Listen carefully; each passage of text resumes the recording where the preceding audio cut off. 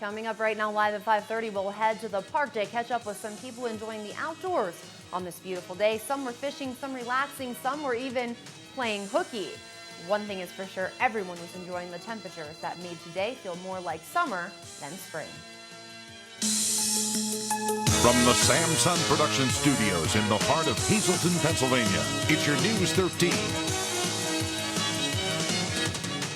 Hey again, everyone. Thanks so much for staying with us tonight. I'm Kristen Bazinski. Well, today's delightful weather had people flocking to the water. For some, hooking a fish was the perfect way to spend their day off. And for others we caught up with, playing hooky may have been the only way to take the day off. But the big risk was one well worth it to enjoy the sunshine. News 13 stopping by Community Park Monday afternoon, where people were enjoying themselves to say the least. Some picked up their fishing rods and reeled in a few brook trout. Others picked up their feet and relaxed on a park bench. We talked to some who say today was a perfect day just to spend outdoors. Well, it's been cold. He hasn't had a chance to go out too much, and he likes to explore and look around, and I thought today would be perfect because it's not too hot, not too cold. Well, it's a nice day. I'm off work, so I wanted to come out and try and catch some fish. Well, that's why I come out, mainly because of the real nice weather. Oh, I love the weather. The weather's beautiful. Couldn't be any nicer. In the early morning hours, we're told the park was even more crowded, filled with people getting a head start on their suntan and making sure they got a good bite from the fish.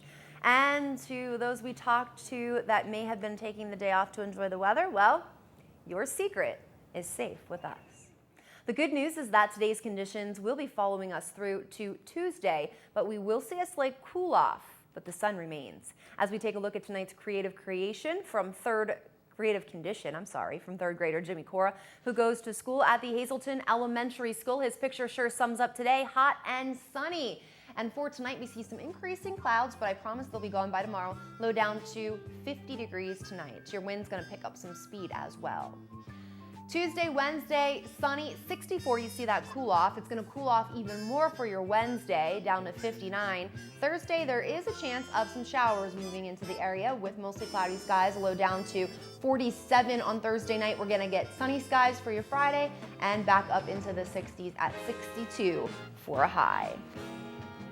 Your forecast tonight live at 5:30 brought to you by the Lazy Dog Salon. It's the best time to get your cat or dog groomed, to get all their hair shaved off. I don't know, it's so hot out there. Keep them cool. The Lazy Dog Salon can help at 459-0310. They're on North Broad Street in West Hazleton. Also, Yevex Detail Plus Auto Center, good time to wash that car too, so make sure you give Yevex a call at 450-0959 or 956-0251. Well, when it comes to temperatures, if you ask me, the higher they rise, the better. Gas prices, on the other hand, are a much different story. Despite the pain we are feeling at the pump, gas prices have been on the rise since the new year, rising 66 cents. So have gas prices finally peaked for the year? This month, gas has reached $3.94 a gallon. The good news is the price of the pump has dropped more times than it has risen. This week, the national average for regular gas dropped 4 cents. Unfortunately, that's still 9 cents higher than we paid last month. Refinery concerns are one key factor keeping upward pressure on gas prices. Only time will tell, but as of now, it looks like gas prices will only fall from here.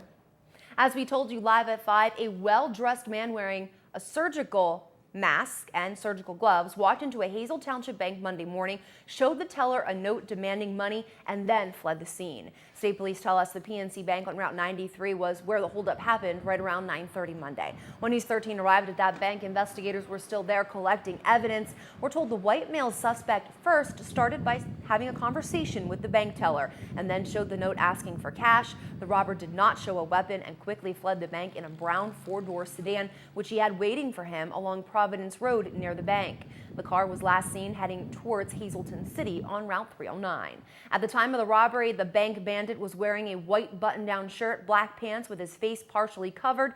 with a white surgical mask and what troopers described as white gauze bandage material on his forehead. He was also wearing a blue bandana on the top of his head and was carrying a briefcase and wearing surgical gloves. It is believed that something related to the crime was discovered by troopers along Route 309 just after that robbery. If you can help police track down the bank robber, call 911 right away. Luckily, no one was hurt in this Hazel Township holdup.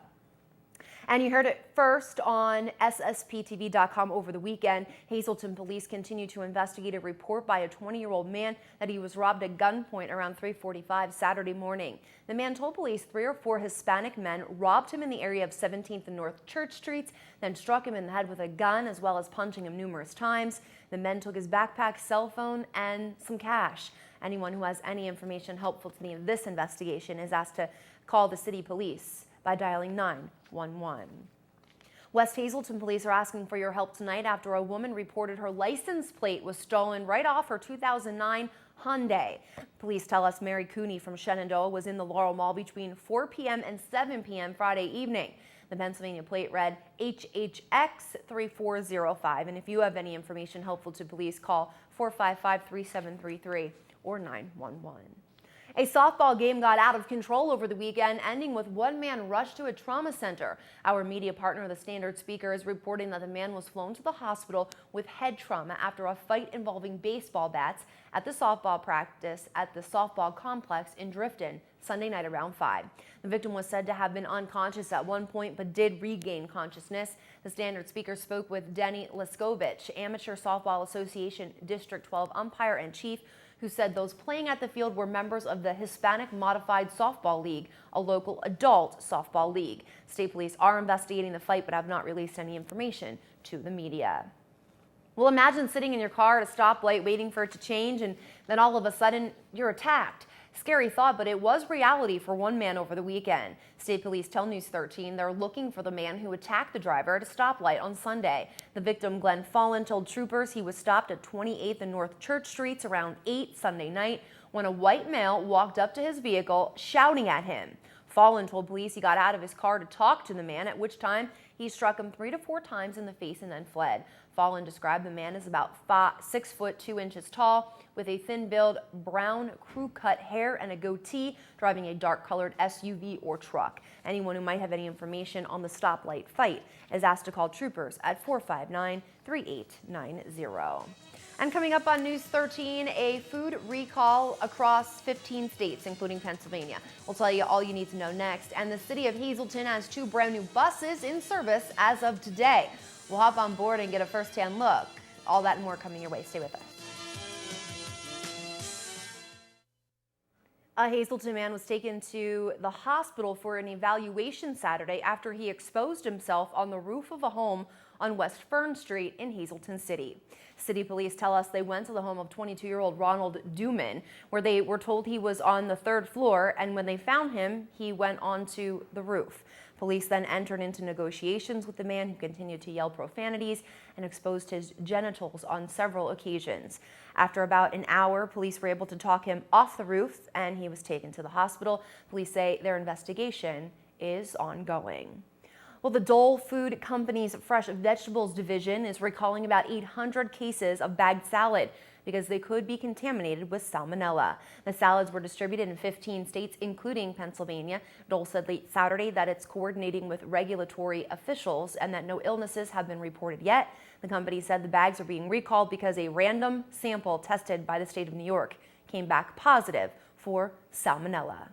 A traffic alert tonight for motorists who travel one road in Klein Township. The Tresckow Road will be closed from the intersection at Blaine Street to Spring Street in the East McAdoo Heights section for a paving project on Tuesday. According to Klein Township officials, the road will be closed from 7 a.m. until 4 p.m. Tuesday night. Now only local traffic will be let through on the Tresckow Road. If you use the roadway to reach your destination, make sure you plan an alternate route. 2 new additions hit the streets today in the city of Hazleton. Today, News 13 got to hop aboard one of 2 new buses added to the Hazleton Public Transit fleet to get a look at them. The new buses are handicap accessible and have an area where a wheelchair can actually be parked and strapped down. News 13's Gary Perna talked with Public Transit Director Steve Hahn about the new wheels that are not only much needed, but are good to the environment. They're 28 passenger buses that will be put into service here, replace some of the older buses we have. These are about $375,000 each, so it's great to have new equipment. They're fully handicap accessible. There's a ramp that will come out that can accommodate wheelchairs, so they're great little buses, and we're pretty excited about providing this new equipment for the folks in the Hazleton area. And are these newer ones more efficient on their fuel than the older ones? They are comparatively. They're better in terms of pollution. Is where they really shine. They still only get about 4 miles to the gallon on fuel, which isn't the greatest, but they are much cleaner than any other buses we have in service. Hahn tells us with the new addition of the 2 new buses, it brings the fleet up to 16 total. If you haven't tried public transportation yet, hey, give it a try. It could make your life easier. The buses run in and out of the intermodal facility on Church Street in downtown Hazleton. A special van will be in sight in the Tamaqua area to draw awareness to our vision. Janine Mazurkevich joins us from outside the SSPTV studios with a special guest who has all the details. We figured we'd come outdoors today. It's such a gorgeous day, and we're with Julie Kindig. She is with the St. Luke's Community Health Department, and you're doing something that is very good for people who have some problems with their vision. Yes, with the St. Luke's Community Health Department, we work with the local school districts. It started out with Bethlehem Area School District and the Allentown School Districts in providing a mobile vision clinic. And what we do is we take the vision exam equipment in the classes to the schools, and we see the students who do not have health insurance, or maybe they have vision insurance, but the family difficulties, there's barriers that they can't get to an eye doctor. So what we do, we go to the school and the children that need vision care, we do the eye exam on a motorhome turned into a medical clinic, and we have a volunteer ophthalmologist who works with us, and we have one of our partners from Pearl Vision comes along with us, and we do the eye exam, fit the children for glasses, and within a week or two we return and give the glasses to the children. Okay. Sounds like a very nice service. Again, we only are given 2 eyes to see, and isn't it 1 out of 3 people actually need help with their vision or some kind of service? Yes, and vision is the biggest need that we're seeing in the communities, and especially among children, and it can make a world of difference as to how well they do in school and in life. If they cannot see the blackboard, cannot see the paperwork, or can't read, it's going to affect them in failing school, not being able to go on for more education or to get a good job. So it's important to catch the children when they're young and get them connected with vision services. Well, you're going to be in the Tamaqua School District. Quickly, if anyone wanted more information on help, on how to get this help, if their child needs some attention with their vision. If their child attends the Tamaqua School District, they can contact their school nurse, and as long as they failed a vision screening within the past year, their nurse will help them get the permission slip signed and get them connected, and we will be at their schools on May 14th. All right. Well, Julie, thanks for joining us here on News 13's Newsmaker segment, and we'll go back to you in the studio.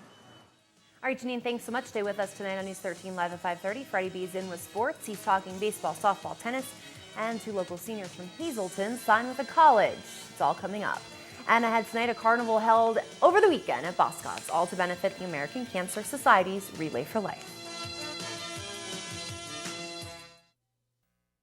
With the American Cancer Society's Relay for Life fast approaching, what better way to get excited about the event than with the annual carnival held over the weekend at Boscov's. Boscov's prides itself on being a family department store that supports the greater Hazleton community, and this weekend, Boscov's did just that and served as a great host for the event.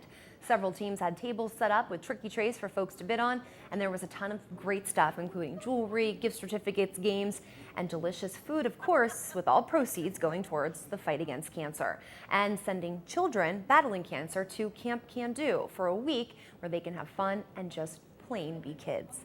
Relay for Life is the American Cancer Society's signature event, and it is taking place June 1st and 2nd in Hazleton at Louis Chivo's City View Park. If you happen to be in downtown Hazleton on Saturday, you may have noticed some artwork on display. From paintings to music to a fantasy makeup runway to a giant doodle. It was all taking place in the downtown as part of the 2nd annual Art Youth Expo. Works of art were on display outside Lackawanna College along with the Art League building itself. Fun was had by all that attended the event over the weekend in Hazleton, and they sure did pick a nice day to have the event, and what talented youth we have here in our area.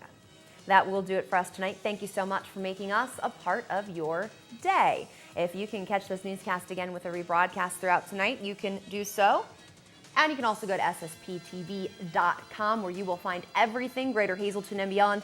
It's all just a click away. On behalf of your News 13 team, be safe. We'll see you on Tuesday. Good night, everyone.